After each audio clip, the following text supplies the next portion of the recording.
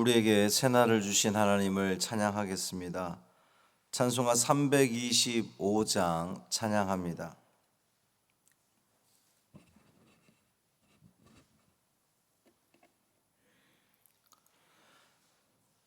찬송 325장 예수가 함께 계시니 찬양함으로 새벽 기도회를 시작하겠습니다. 예수가 함께 계시니 시험이 오나 겁없네. 기쁨의 근원 되시는 예수를 위해 삽시다.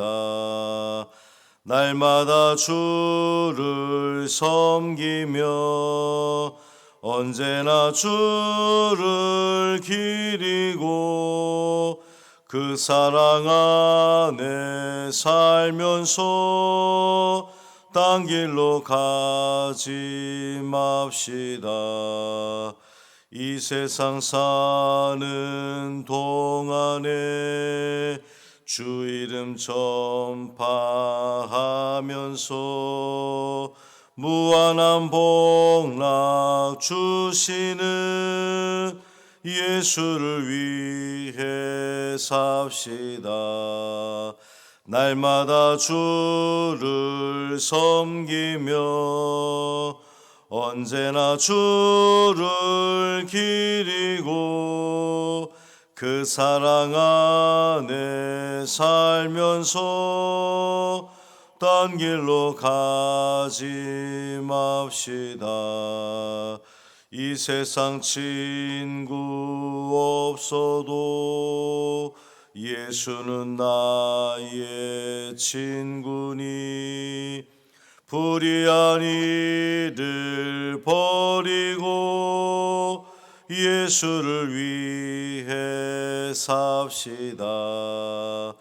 날마다 주를 섬기며 언제나 주를 기리고 그 사랑 안에 살면서 딴 길로 가지 맙시다.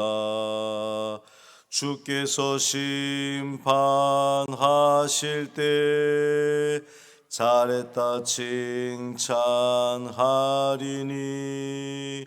이러한 상급 받도록 예수를 위해 삽시다.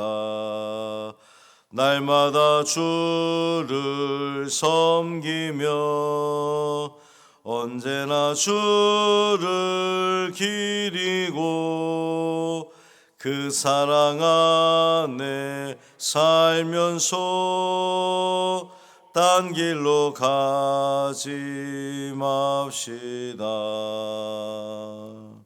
아멘.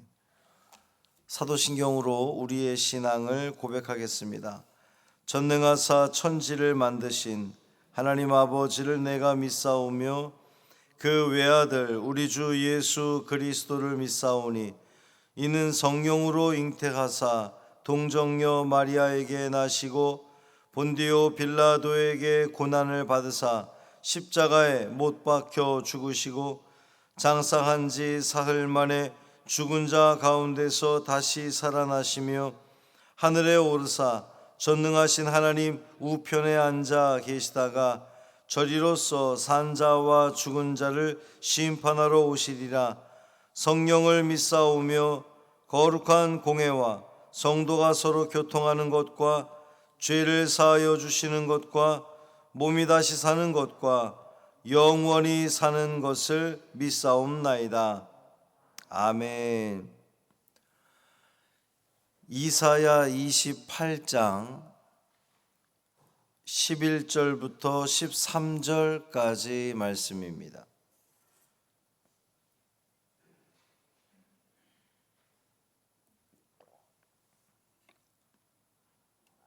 이사야 28장 11절부터 13절까지 말씀 함께 읽겠습니다. 그러므로 더듬는 입술과 다른 방언으로 그가 이 백성에게 말씀하시리라.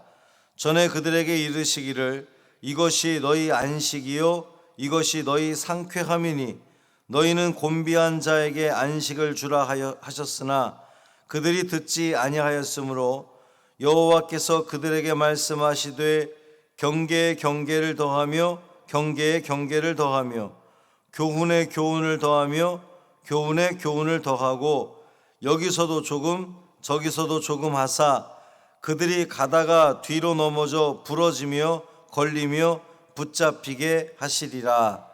아멘. 이 말씀 하나님 말씀입니다. 오늘도 주님의 은총 아래 참 평강을 누리시는 복된 하루 되시기를 주님의 이름으로 축원합니다. 앞선 말씀의 내용이 예루살렘의 선지자들, 그러니까 예루살렘의 영적 지도자들이라고 할 수 있겠죠.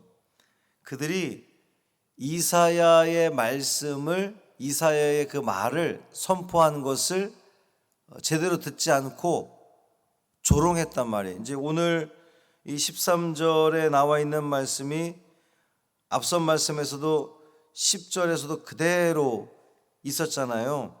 경계에 경계를 더하며 교훈에 교훈을 더하며, 이제 그것이 이렇게 그 이사야의 말에 대해서 조롱하는 그러한 그 표현이라고 그랬는데, 그들은 이사야가 자신들을 무시하고 마치 어린아이에게 글자를 가르치듯 이제 그 경계를 더하며 교훈에 교훈을 더하며, 그게 한자 한자 글자를 가르치듯 한다고 생각했던 거예요. 그러면서 이사야 선지자의 그 선포를 귀담아 듣지 않은 거죠. 당신이 뭐라고 우리에게 이렇게 우리를 우습게 봐? 우리도 영적 지도자인데, 우리도 교회의 지도자인데 나를 우습게 봐?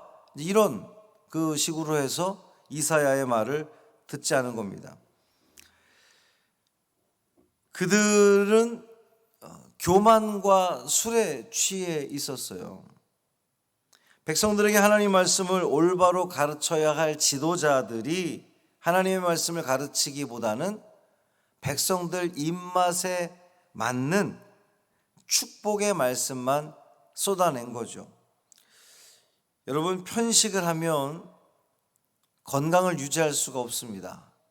골고루 영양소를 섭취해야 돼요. 그래야 이 병에 대한 저항력도 길러지는 거잖아요. 말씀을 듣는 것도 음식물을 섭취하는 것과 같습니다. 읽고 싶은 부분만 읽고 내가 듣고 싶은 말씀만 듣는다면 우리는 신앙의 그 불균형을 이루게 되는 거예요. 신앙이 병이 드는 거죠.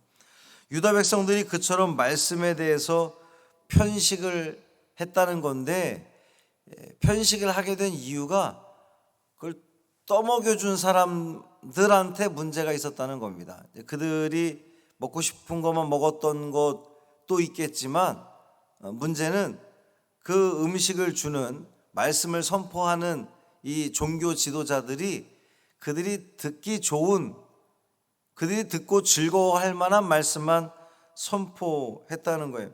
여기저기 흩어져 있던 그 축복의 말씀들, 하여튼 복 받으란 말씀만, 하나님은 당신들을 복 주십니다, 뭐 건강을 주십니다, 부함을 주십니다, 그런 말씀만 골라다가 선포를 한 거죠.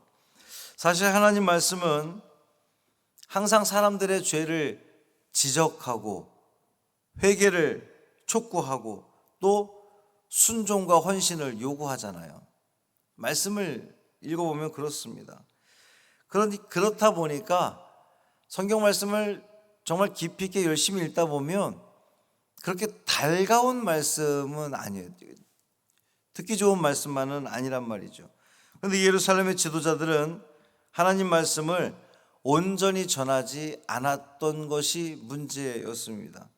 심판이나 경고나 회개의 말씀, 지금 이사야가 계속해서 선포하는 것은 회개잖아요. 회개해라, 돌아와라, 돌아와야 살 수 있다는 것인데, 이 예루살렘의 종교 지도자들은 그저 잘하고 있다. 잘하고 있다. 하나님이 당신들을 복 주실 거다. 하나님 백성은 절대로 멸망하지 않는다. 이 나라는 절대로 뺏기지 않는다. 계속 그러한 말만 전하는 거예요. 왜 그랬을까요? 그래야 인기를 얻기 때문입니다. 오늘날도 이런 경우가 참 많이 있죠. 어떤 성도가 제게 그런 말을 한 적이 있어요. 목사님은 설교 내용이 늘 회개하라, 십자가를 져라, 주님의 십자가를 져라, 십자가의 길을 걸어라, 헌신하라, 이런 말씀만 계속하지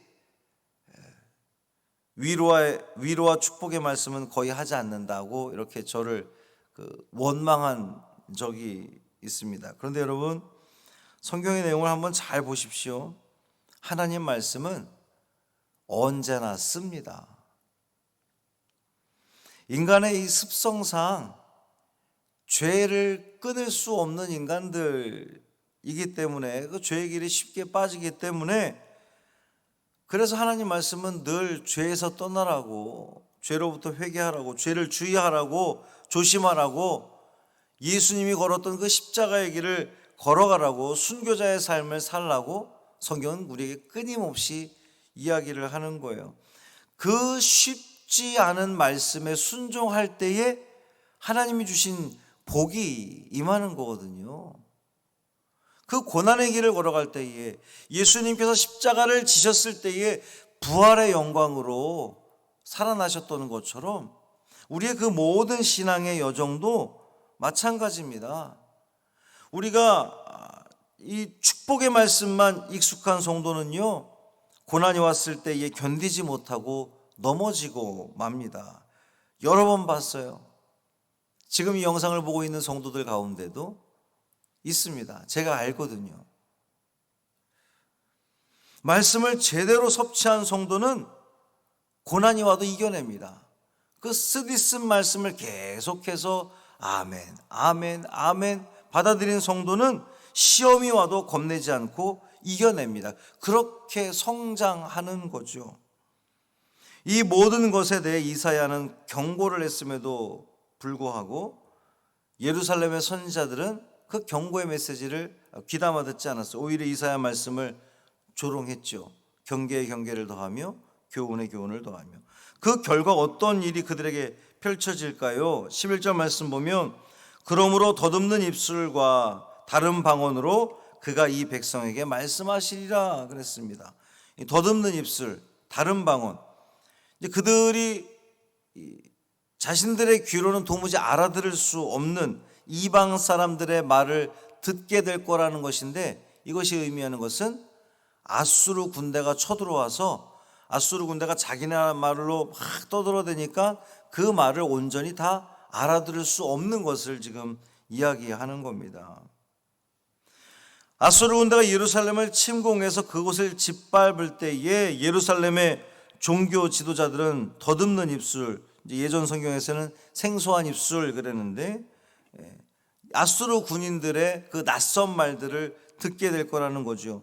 유다 사람들이 알아들을 수 없는 그 생소한 언어로 떠들어대는 아수르 군대를 통해서 하나님은 예루살렘 거민들을 심판하실 겁니다. 그리고 심판할 때에 그들은 어떠한 상태에 처하게 되느냐? 13절 하반절에 보면 그들이 가다가 뒤로 넘어져 부러지며 걸리며 붙잡히게 하시리라, 이런 결과를 맞이하게 될 거라고 하는 겁니다. 그들이 이와 같이 끔찍한 재앙을 만나게 되는 이유가 12절에서 이야기하고 있는데, 전에 그들에게 이르시기를 이것이 너희 안식이요 이것이 너희 상쾌함이니 너희는 곤비한 자에게 안식을 주라 하셨으나 그들이 듣지 아니하였으므로. 이것이 안식이요 이것이 너희 상쾌함이니. 이사야의 말씀이 그들에게는 비록 쓴 말씀이지만 회개하라는 말씀이 그들에게는 안식이요 그들에게 상쾌함이라는 거예요. 우리는 회개하라는 말씀, 죄에서 돌이키라는 말씀, 십자가를 지라는 말씀을 우리는 좀 이렇게 잘 듣지 않으려고 하는데, 그것이 내 마음을 불편하게 한다고 생각이 되기도 하지만 하나님 분명히 말씀하시기를 그 말씀이 우리에게 안식을 준다는 겁니다. 그 말씀이 우리에게 상쾌함을 제공해 준다는 거예요.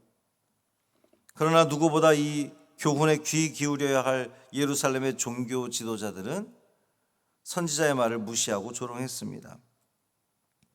하나님 말씀을 백성들에게 전함으로 진정한 평안이 무엇인지, 진정한 안식이 무엇인지, 진정한 상쾌함이 무엇인지를 가르쳐 주어야 할 이 예루살렘의 종교 지도자들은 선지자 이사야 선지자의 훈계를 무시하고 조롱하고 거절했다는 거예요. 결국 그들은 심판을 당하고 말 겁니다.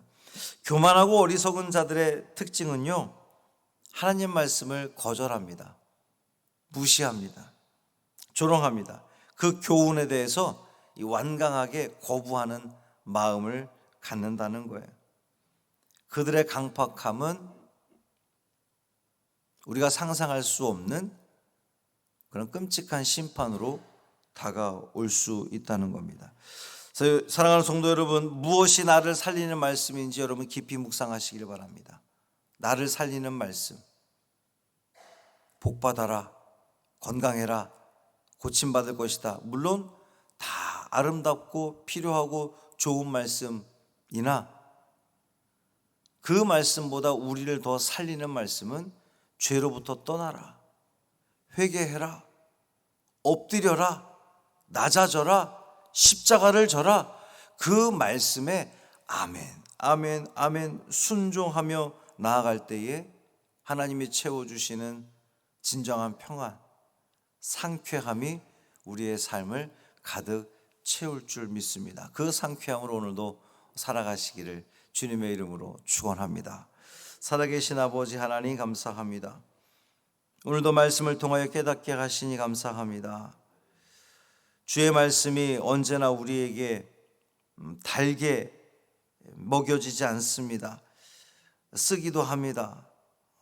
때로는 뱉고 싶기도 합니다. 왜 이렇게 십자가를 지라고 하나? 남들은 다 올라가려고 하는데 왜 우리는 낮은 자리로 가야 하는가? 이 모든 말씀들이 진정 우리를 살리고 우리를 평안하게 하고 우리를 상쾌하게 하는 말씀임에도 불구하고 여전히 오늘날에도 많은 종교 지도자들이, 교회 지도자들이 성도들의 그 듣기 좋은 이야기에만 초점 맞추어서 선포하는 경우가 얼마나 많은지 다시 한번 돌아보게 됩니다. 주여 긍휼을 베풀어 주옵소서. 정말 진정 우리를 평안하게 하고 우리를 상쾌하게 하는 것, 우리를 영적으로 우리를 살리게 하는 말씀이 어떤 말씀인지 듣게 하여 주시고 깨닫게 하시고 아멘으로 순종함으로 주께서 우리에게 채워주시고자 하는 그 모든 풍성한 은혜 다 누리는 우리 모두 되게 하여 주옵소서. 한날의 삶을 온전히 주님께 맡기기를 원하며 우리 주 예수 그리스도의 이름으로 축복하며 기도합니다. 아멘. 하늘에 계신 우리 아버지여, 이름이 거룩히 여김을 받으시오며 나라가 임하시오며 뜻이 하늘에서 이루어진 것 같이 땅에서도 이루어지이다. 오늘 우리에게 일용할 양식을 주시옵고 우리가 우리에게 죄 지은 자를 사하여 준 것 같이 우리 죄를 사하여 주시옵고 우리를 시험에 들게 하지 마시옵고 다만 악에서 구하시옵소서. 나라와 권세와 영광이 아버지께 영원히 있사옵나이다.